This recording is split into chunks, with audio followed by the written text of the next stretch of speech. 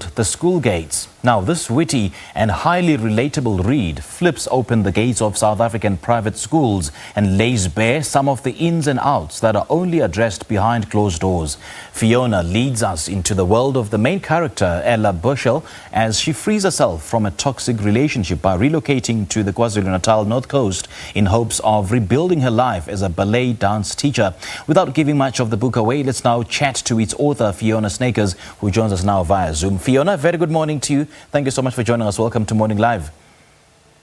Good morning. Thank you for having me on the show. It's an absolute pleasure, Fiona. You've been giving us at least one novel a year. Speak to us about the School Gates and why you decided to explore the culture of private school mums in this kind of offering. Well, it all came from my real life experience as a private school parent. I found that as privileged and fortunate as those schools are, and as the children are to attend them, there nevertheless can be quite a toxic atmosphere of competitiveness and overstressing of the children. And most of it seemed to me to be coming from the parents, rather from the schools themselves or from the teachers. And it was just something that I wanted to explore in fiction, in hopefully an entertaining and humorous fashion. Now, Fiona, let's talk about the book's cover. You say that the seagull has seen some things. Tell us more. Yes, the cover designer was really, really clever and produced something that I just found to be entertaining and amusing. And as a very nice touch, she added a seagull because it is set on the KZN North Coast, as you mentioned, and the book does mention seagulls several times.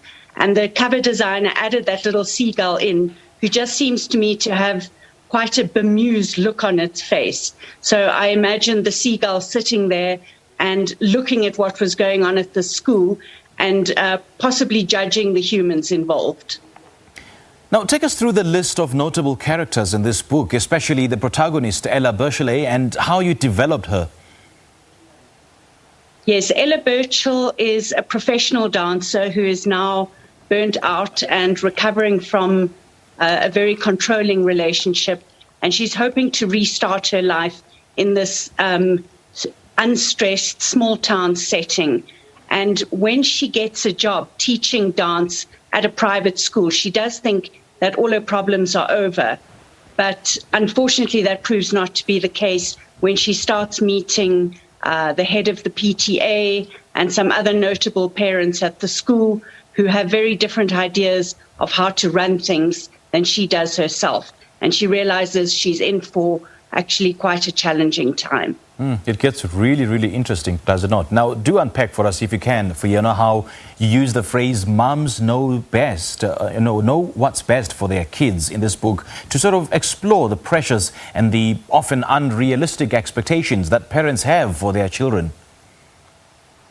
Yes, I think it's a cornerstone of our society that parents always know best. They know what's best for their children and that they should be allowed to pursue that more or less uninterfered with. But what if parents with the best intentions in the world actually aren't doing what's best for their children? What if they are overscheduling them, overstressing them? Who has the authority to say to them, you aren't actually doing the best job for your child? You could step back a bit, let the children have more of a childhood, just take your foot off the gas a bit. And the truth is there's nobody who's allowed to say that, not the teachers, not the headmaster, not society, because we very much believe that parents are the best judge of what's good for their children. And unfortunately, when those parents go a little bit off track, there's nobody to say to them, you need to rethink what you're doing here. All right, and now there's themes around mental illness, eating disorders, competitiveness, and these seem to be the recurring key themes in the book. Let's talk about them. Let's talk about why it was so important for you to highlight these themes in this book.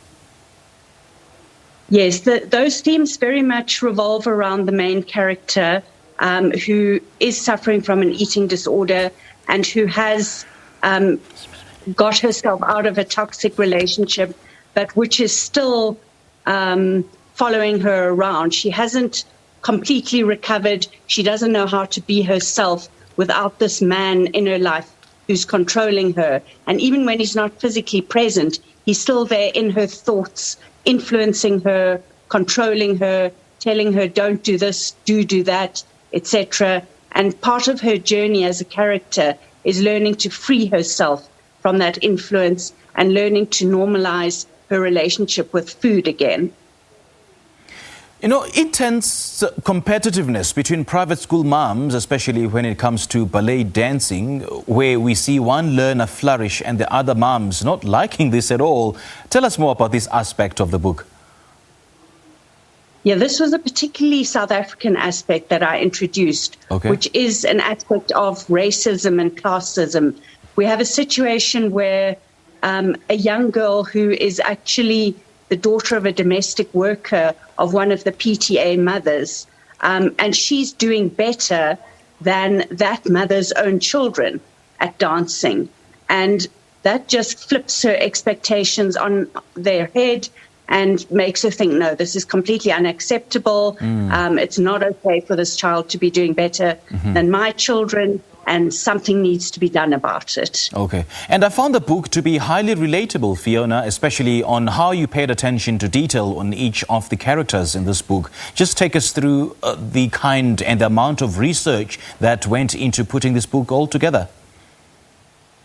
Well, a lot of the research was drawn from life, from my own experiences as a private school mother, but also from just speaking to parents over the years who had children at other schools and who also experienced this level of competitiveness.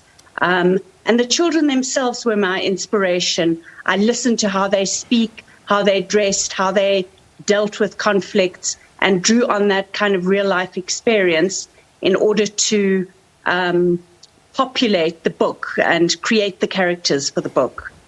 Okay, Fiona, it's great chatting to you. Thank you so much for your time. And I know that the launches of this book have been impacted by the recent lockdown, and now you've opted for the virtual. So please give us those details and where we could get a copy of this book. Thank you. Yes, the book is available at all good bookstores, independent bookstores, exclusive books. It's also available online on Amazon Kindle, and you can order it directly from the publisher, who is majajibooks.com. And we'll be having several events over the next few months to celebrate the launch of the book. And if people follow me on Facebook or Twitter, those dates will all be announced. Okay, Fiona, thank you so much for your time. Thank you. That is award-winning writer Fiona Snyckers, and we're just talking to her about her recently released 8th novel titled The School Gates.